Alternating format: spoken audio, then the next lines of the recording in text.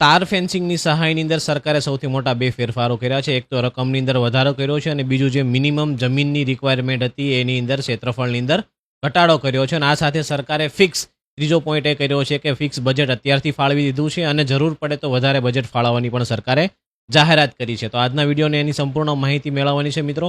હું છું પ્રોફેસર ભાર્ગવ અને શરૂઆત કરી આજના વિડીયોની પહેલાં જો આપ ચેનલની અંદર નવા હોય ને આવા જ વિડીયો તમારે જોવા હોય તો આપણી ચેનલને તમે સબસ્ક્રાઇબ કરી શકો છો મિત્રો.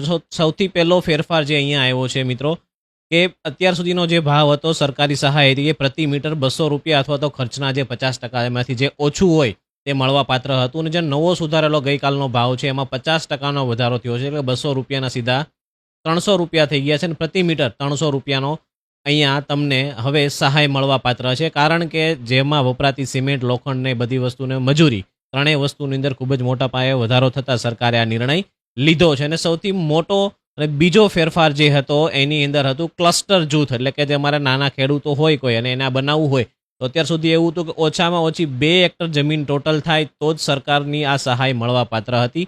હવે સરકારે આ 2 હેક્ટરની મર્યાદાને ઘટાડીને સીધી જ 1 હેક્ટરની મર્યાદા કરી દીધી છે. એટલે કે 1 હેક્ટર એટલે કે અરાઉન્ડ તમારી પાસે 6.5-7 વીઘા જમીન હોય તો પણ તમે એકલા આની માટે સહાય કરી શકો છો. ઘણીવાર એવું થતું હતું કે કોઈ લોકોને છેડા પાડોશી સાથે સારા સંબંધ ના હોય તો છેડા પાડોશી તૈયાર ન થતો હોય જેને કારણે એની ઈચ્છા હતી છતાં પણ એ લોકો તાર ફેન્સિંગ નહોતા કરી શકતા. પણ હવેના નિયમને કારણે તમારી પાસે 7-7.5 વીઘા સુધીની તમારી પોતાની એકલાની જમીન હશે તો પણ તમે એની અંદર તાર ફેન્સિંગ છે એ કરી શકો છો. અને ત્રીજી સૌથી મહત્વની વાત હતી અત્યાર સુધીની જે બજેટની ફાળવણી હતી એ ખૂબ જ મર્યાદિત હતી. અને હાલ ગઈકાલે સરકારે જે જાહેરાત કરી છે એની અંદર અત્યારથી જ માતબર 240 કરોડ રૂપિયાનું બજેટ મંજૂર કરી દીધું છે.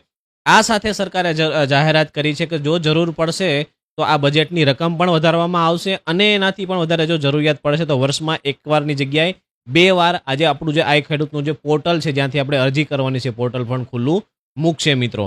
વાત કરીએ જરૂરી ડોક્યુમેન્ટ જેની જરૂરિયાત આપણે પડવાની છે તો સૌથી પહેલાં આપણે જે રીતે ખાતેદાર છે એનું આધાર કાર્ડ, 7/12/8નો ઉતારો, બેંક પાસબુક અથવા કેન્સલ ચેક, આ 3 વસ્તુ જોઈશે. ચોથી વસ્તુ આપણી પાસે હશે તે આધાર કાર્ડ સાથે લિંક મોબાઈલ નંબર અને પાસપોર્ટ સાઇઝનો ફોટોગ્રાફ.